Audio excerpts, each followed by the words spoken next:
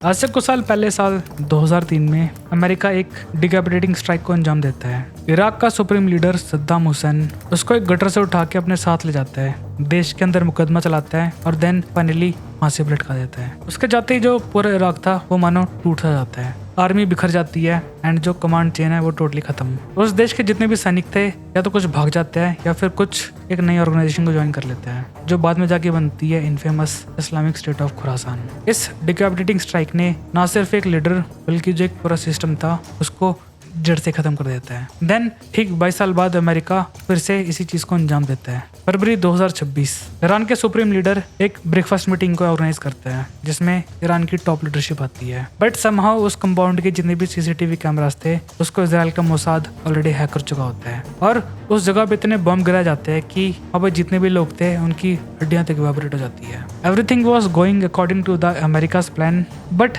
Then वो एक चीज ऑब्जर्व करते हैं कि जो जीत उनको बड़ी आसानी से मिल जानी चाहिए थी वो उनसे और भी दूर जाती जा रही है। बट जब तक उनको समझ आता है तब तक ऑलरेडी काफी देर हो जाती है। ईरान एक नई स्ट्रेटजी को आजमाता है जिसके लिए अमेरिका बिल्कुल भी प्रिपेयर नहीं था, द मोज़ेक डिफेंस, जिसने एक सुपर पावर को हमेशा के लिए ट्रैप कर दिया। Hello guys, I am Prince और आज की वीडियो में हम इसी मोज़ेक डिफेंस के बारे में जानेंगे कि असल में ये स्ट्रेटजी काम कैसे करती है और इसको बनाने की जो मोटिवेशन थी उसको कैसे रिफाइन करा गया था और इसको बैटल फील्ड में कैसे एम्प्लॉय करा जाता है। एंड फाइनली हम जानेंगे कि ये इतनी ज़्यादा इफेक्टिव क्यों है, स्पेशली अमेरिका जैसे सुपर पावर के अगेंस्ट।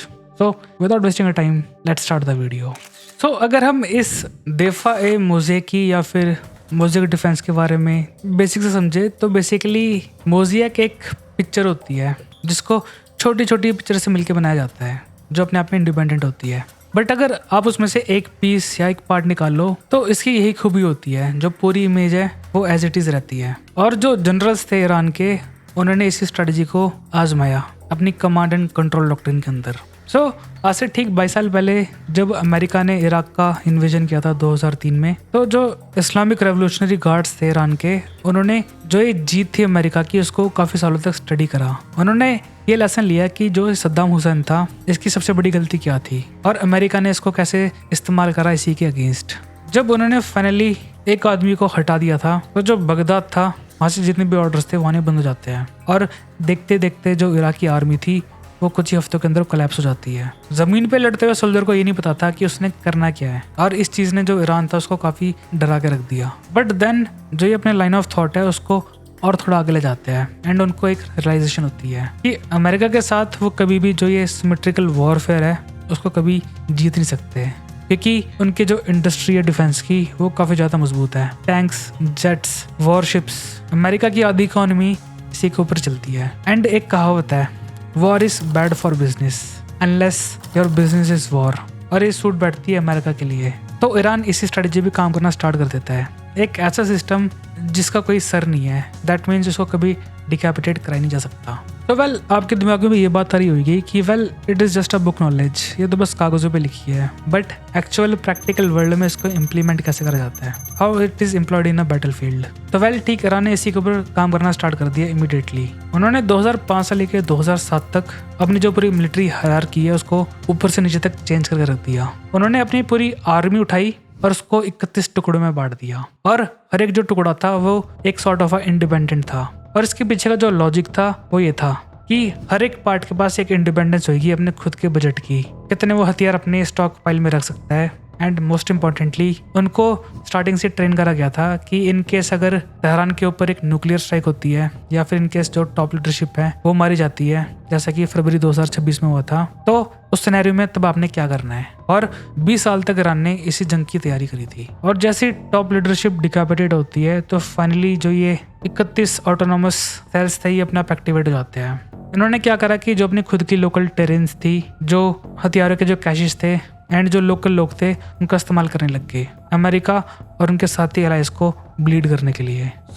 जो ये मोज़ेक डिफेंस स्ट्रेटजी है ये इतनी इफेक्टिव क्यों है, स्पेशली सुपर पावर के अगेंस्ट। तो वेल अगर हम जो अमेरिकन मिलिट्री है अगर हम उसको एक सिंपल टर्म में देखें तो वो एक नेटवर्क सेंट्रिक वॉरफेयर को अंजाम देती है। वो सबसे पहले जो सेंटर ऑफ ग्रेविटी होता है किसी दुश्मन देश का उसको आइडेंटिफाई करती है एंड देन फाइनली उसी पे स्ट्राइक करती है। उससे क्या होता है कि जब वो सेंटर ऑफ ग्रेविटी हट जाती है तो जो ऊपर का जितना भी ढांचा होता है वो खुद ब खुद अपने वजन से अपने ऊपर ही गिर जाता है, जैसे कि सेम इराक के साथ हुआ था। और जो ये मोज़ेक डिफेंस है, जो ये सेंटर ऑफ ग्रेविटी है, उसको ही खत्म करने का काम करता है। जब ईरान के सुप्रीम लीडर जिंदा थे तो उन्होंने जब ये 31 इंडिपेंडेंट सॉर्ट ऑफ प्रोविंस बनाए थे अपने आर्मी के लिए, तो सब में जो उनके शाहिद ड्रोन्स थे उनको बांट दिया था। बट अनफॉर्चुनेटली लड़ाई के स्टार्टिंग के दिनों में जो सुप्रीम लीडर है वो मारे जाते हैं, बट उनके जाती एक हिडन ऑर्डर पास आउट हो जाता है। जितने भी 31 इंडिपेंडेंट प्रोविंस थे वो अपने आप एक्टिवेट हो जाते हैं, उनको ऑटोमेटिकली पावर मिल जाती है कि वो अपने बेस पे खुद ही डिसीजन ले सकते हैं कि उन्होंने कब अटैक करना है, कब डिफेंड करना है, और वो किसी का वेट नहीं करेंगे हायर अथॉरिटी का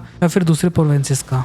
और ये स्ट्रेटजी इतनी ज़्यादा इफेक्टिव थी कि अमेरिका को अब ये नहीं पता था कि जो अगला मिसाइल का अटैक है या फिर जो अगला ड्रोन अटैक है वो कहाँ से आएगा, क्योंकि उस ऑर्डर को ट्रैक करने के लिए एक सेंट्रलाइज कमांड की जरूरत पड़ती है, जो कि इस केस में ईरान ने स्टार्टिंग से एलिमिनेट कर दिया था। इंस्टेड कि वो ईरान के ऊपर नज़र रख सके, अब उनको ये नहीं पता कि जो छोटे छोटे पार्ट्स है वो किस डायरेक्शन में जाएंगे, जिसका सच निकल कर आया उनके ड्रोन्स के साथ। जो ये शाहिद ड्रोन्स है ईरान के, इनकी कॉस्टिंग बैठती है लगभग $20,000 की, बट उनको मार गिराने के लिए जो मिसाइल्स होती है वो बैठती है लगभग 2 से लेकर $4 बिलियन तक की। तो उससे क्या हुआ कि ईरान ने जो लड़ाई थी इसको और लंबा खींच दिया। उससे ये हुआ कि ये लड़ाई बैठ गई अमेरिका के लिए बहुत ज़्यादा एक्सपेंसिव और खुद ईरान के लिए काफ़ी ज़्यादा चीप। एंड फाइनली इसका एंड हुआ एक नेगोशिएशन टेबल के ऊपर। नेगोशिएशन का एक अनसेट रूल होता है, जब दो पार्टी टेबल पर बैठती है तो ऑटोमेटिकली इससे क्या होता है कि वो इक्वल बन जाता है। एंड इस केस में एक तरफ ईरान है जिसके पास अभी एक भी न्यूक्लियर वेपन नहीं है, but on the other hand America के पास ना सिर्फ न्यूक्लियर वेपन है बल्कि उनके पास स्टॉक पाइल्स है हाइड्रोजन बॉम्ब्स के भी, और उस टेबल पर बैठ के अब वो दोनों इक्वल बन चुके हैं। इससे ये हुआ कि जो सुपर पावर्स थी उनको अब जो रीजनल पावर्स है उनको अब इक्वली ट्रीट करना पड़ेगा। बट एक चीज़ जो मैंने आपको पहले बताया था कि जो ईरान की इस्लामिक रेवोल्यूशनरी गार्ड्स थे, जब वो मोज़ेक डिफेंस को बना रहे थे तो वो एक स्टेप और ऊपर गए थे। उन्होंने इस स्ट्रेटजी के साथ एक और नई स्ट्रेटजी जोड़ दी जिसका उन्होंने नाम दिया था द फॉरवर्ड डिफेंस कंपोनेंट, जिसका जो मेन कोर प्रिंसिपल है वो है ये कि बजाय की जो लड़ाई है कि आप उसको अपने घर पे लेकर आओ, अच्छा है कि आप उस लड़ाई को अपने दुश्मन देश के पास ले जाओ, और sort of a buffer. Mosaic strategy काम करती है इंटरनल डिफेंस के ऊपर, बट जो ये एक्सटर्नल बफर है ये काम करता है as a sort of a weapon की तरह। ईरान ने साइमल्टेनियसली क्या करा कि लेबनान में जो हिजबुल्लाह है, यमन के जो हुतीज है एंड इराक में जो PMF और जो इस्लामिक रेजिस्टेंस है उनको खूब सारा हथियार और पैसे देना स्टार्ट कर दिया, और टारगेट ना सिर्फ अमेरिका बल्कि उनके जितने भी एलाइज है एंड जो उनका इकोनॉमिक पावर हाउस है, जैसे कि oil refineries, gas stations, even जो उनका सिंबल है इस केस में उनका टूरिज्म, उन सबको एक एक करके टारगेट करना स्टार्ट कर दिया। अब इससे क्या हो रहा था कि अब अमेरिका सफ़र नहीं कर रहा बल्कि बिकॉज ऑफ अमेरिका उनके जितने भी दोस्त हैं वो भी सफ़र कर रहे हैं। सो इससे क्या हुआ कि जो दबाव था वो अब ईरान से हटके अमेरिका के ऊपर आने लग गया कि एज सुन एज पॉसिबल आप इस लड़ाई को कंक्लूड करो, अदरवाइज जो उनकी हेजेमनी है उसको खतरा आ सकता है। And that's how Iran trapped the America in its own game. And इससे पहले मैं जाऊँ, here is the bonus part कि जो अमेरिका है उसका इस स्ट्रेटजी को लेके क्या रिएक्शन निकल कर आया है। तो वेल हमें ये बात भूलनी नहीं चाहिए कि जो US है उनका जो खुद का होमलैंड है जहाँ पे उनकी ज़मीन है उस पर अभी तक ईरान की एक भी मिसाइल नहीं पहुंची है,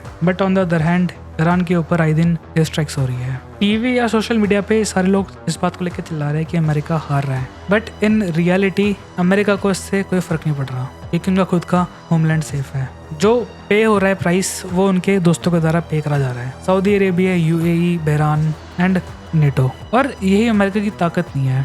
अमेरिका अगर सुपर पावर है तो वो अपनी फॉरवर्ड थिंकिंग की वजह से वो क्या करते हैं कि आने वाले जो 10 या 20 साल है वो ये इस बात को लेकर प्रेडिक्ट करते हैं कि अगले इतने टाइम में जो टेक्नोलॉजी है वो कहाँ पे जाएगी, स्पेशली जो हमारे दुश्मन है वो किस टेक्नोलॉजी को अचीव करेंगे एंड क्या अमेरिका के पास उस टाइम पे सोल्यूशन होगा कि नहीं। एंड देन जो फ्यूचर के प्रॉब्लम है उसको उठाते हैं एंड प्रेजेंट में उसको सॉल्व करना स्टार्ट कर देते हैं। एंड इसका जो सबसे बड़ा एग्जांपल है वो है उनका F-22 रैप्टर। ऑल्दो बनाया गया था सोवियत रूस के सबसे बेस्ट जेट फाइटर को मार गिराने के लिए, बट अनफॉर्चुनेटली ना सिर्फ रशिया टूट जाता है बल्कि कोई पावर बचती नहीं है उनके हेजेमनी को चैलेंज करने के लिए। बट इसका जो बायो प्रोडक्ट था वो बनता है F-22 रैप्टर। एंड फाइनली इसको रिफाइन करा जाता है उसके चीपर वेरिएंट में F-35।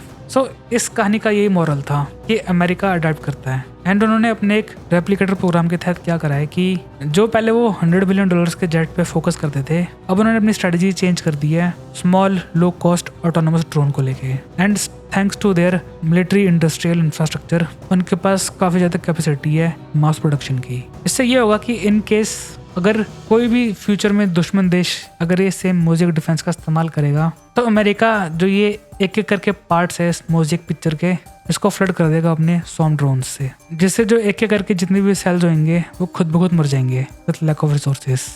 अनदर थिंग जो अमेरिका ने सबसे बड़ा लेसन लर्न करा है, जिसको भी हम देख भी सकते हैं कि उन्होंने जो ये आर्किटेक्चर है उसको टारगेट करना स्टार्ट कर दिया है, ना कि अब लीडर्स को। यूएसए को पता लग गया है कि अब जो ये टॉप लीडर है इसको मार के अब काम नहीं चलने वाला। डिकैपिटेशन स्ट्राइक्स अब के टाइम में फेल हो चुकी है, क्योंकि दुश्मन हमेशा स्मार्ट होता है, वो नई स्ट्रेटजीज को डेवलप कर लेता है। अब ना उनको इस बात को लेकर भी ट्रेन करा जा रहा है कि how to fight without orders. तो यूएसए अब इसी का तोड़ निकालने के लिए क्या कर रहा है कि जितने भी आर्म्स एंड एमुनिशन की सप्लाई कैशेज होती है, लोकल जो वर्कशॉप्स होती है एंड जो इंडस्ट्रीज होती है उनको सपोर्ट करने के लिए अब उनको टारगेट कर रहा है। इससे ये होगा कि जब लड़ने के लिए गोलियां नहीं बचेंगी तो जो ये मोज़ेक डिफेंस है ये बस एक डेकोरेशन बन जाएगा, ना कि defence. Third and the final जिसके ऊपर मैं थोड़ा ब्रीफली बात करना चाहूँगा, and well by the way ये मेरे थॉट्स है इसको लेके, ये जो मिडिल ईस्ट की वॉर है ये सॉर्ट ऑफ एक ट्रेनिंग प्रोग्राम चल रहा है अमेरिका के लिए, और ये कोई मिथ नहीं है, इस रियलिटी का नाम है द गोल्डन डोम।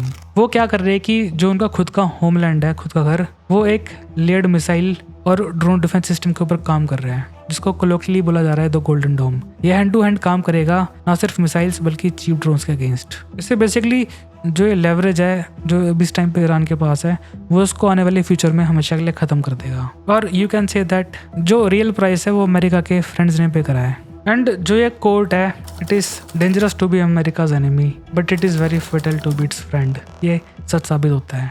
तो वेल अगर हम इसको अपने खुद के भारत के पर्सपेक्टिव से देखें तो वेल आपको भी थोड़ा थोड़ा याद आ रहा होगा कि इंडिया भी किसी एक स्ट्रेटजी पे काम करा था, द इंटीग्रेटेड कमांड, जिसके तहत जो ये आर्मी, नेवी और एयरफोर्स है ये एक साथ मिलकर काम करेंगी, ना कि इंडिपेंडेंटली। इससे ना सिर्फ मैन पावर बल्कि कॉस्ट की भी काफ़ी बचत होगी। और इन शॉर्ट इंडिया अमेरिका के मॉडल को अपना रहा है। But in light of this new strategy आपको क्या लगता है कि भारत को ये जो दूसरे एवेन्यूज़ हैं जैसे कि मोज़ेक डिफेंस, इसको भी एक्सप्लोर करना चाहिए या नहीं, या फिर इन दोनों का सॉर्ट ऑफ मिक्स हाइब्रिड होना चाहिए? Let me know your thoughts in the comments. और अगर आपको वीडियो सही में पसंद आई हो so do smash that subscribe button, जिससे मुझे बहुत मोटिवेशन मिलती है ताकि मैं आपके लिए और प्रीमियम कंटेंट लेकर आऊँ काफ़ी अलग अलग एंगल से। मैं आपको मिलूंगा नेक्स्ट वीडियो में, तक मैं चलता हूँ। जय हिंद, good bye, take care and Prince out.